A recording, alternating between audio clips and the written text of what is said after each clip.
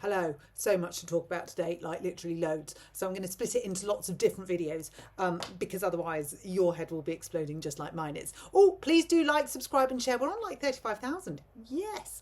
So first thing, and this is because we need to have something done in the house. And do you know what it is? Sounds really exciting, doesn't it? It's not. It's a desk for me. So in our kitchen, you've seen videos from the kitchen. At the end, there's like a worktop thing which is no use nor ornament to anyone. So we want to turn it into a little desk area for me so that I can have a study, because this is my grandpa's old dining room table in the sitting room, the snug, and nobody else can come in here while I'm working. So it'd be really nice for me to have a designated workspace. Now, said designated workspace just needs a worktop on it. So we have carpenter out who comes to quote for said designated workspace. And we obviously have a chat over our cup of tea as we go, how much for like just a bit of wood? Whoa, whoa, okay.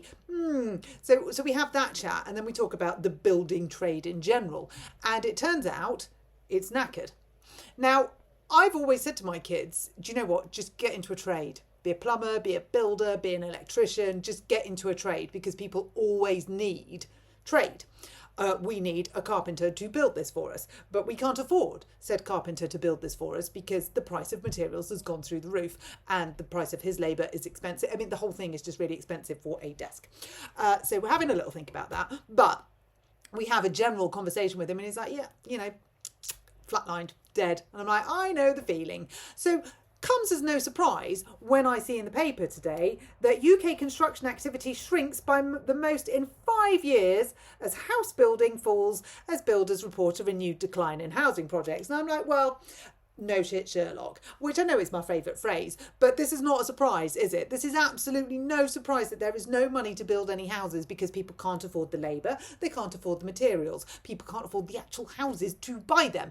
And Keir Starmer, who is living with his head either in the clouds, in the sand or up his arse, hasn't even decided to address this with actual honesty and morality and say to us, this is going a little bit wrong. There will be no massive rebuild. And those 1.5 million homes that I said I was going to build, I was way off the mark. I mean, it's the only thing that Angela Rayner and I agree on. She was never going to be able to do it. She can't do it. So who looks more stupid, her or him? I think at this stage of the game, we all know that it's him. We all know that in his box of tools from his toolmaker's father, he didn't have sense or integrity or morality or a calculator or a business plan or a shred of decency or any idea about any of the above. He is just a tool. And so she, hasn't come out of this looking great because she's not going to hit her target, but he's come out of this looking like a prize. So we then read the rest of this article and it says Labour is falling behind their target to boost house build and build 1.5 million homes by 2029. Forward-looking indicators from the survey implies that UK constructors are preparing for challenging times ahead.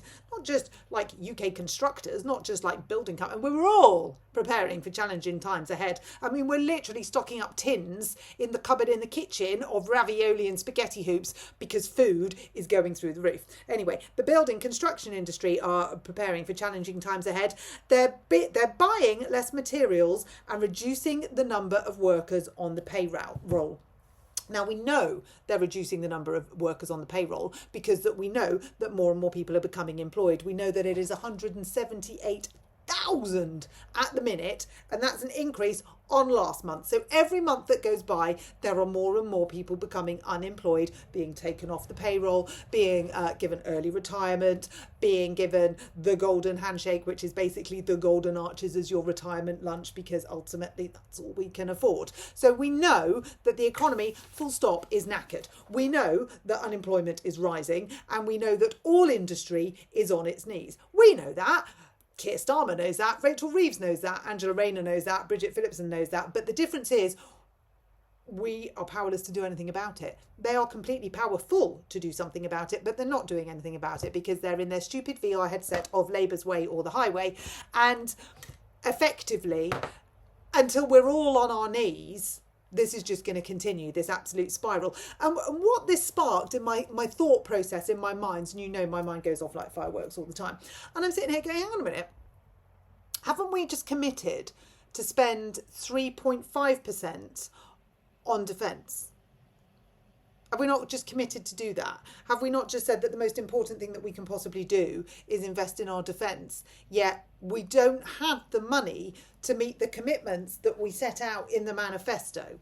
We don't have any money to meet the existing commitments that we've got. Borrowing is at an all-time high. Interest is at an all-time high. Our debt is at an all-time high. This country is on an all-time high of everything but life and love and mood, because the mood hoover, which is the Labour Party, has sucked it all out, and we're skint, on our knees, a bit depressed. Frankly, all of us are looking for different countries in the world that we could go and live in that don't have anything to do with Keir Starmer, Angela Rayner, Rachel Reeves or Bridget Phillipson.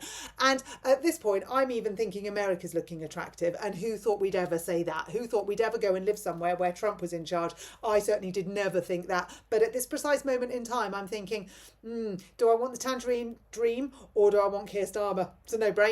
I'm on a flight, show me Florida. So what we've got at the minute is yet more and more daily disasters being reported to us from our industries, which we're supposed to be supporting, we're supposed to be investing in. And, you know, Rachel Reeves does the whole big shiny construction hat on. Yay, I'm great, look at me, I'm supporting Land Rover, I'm supporting blah, blah, blah, blah, blah, blah, blah. While all the industries are going, yeah, you're not.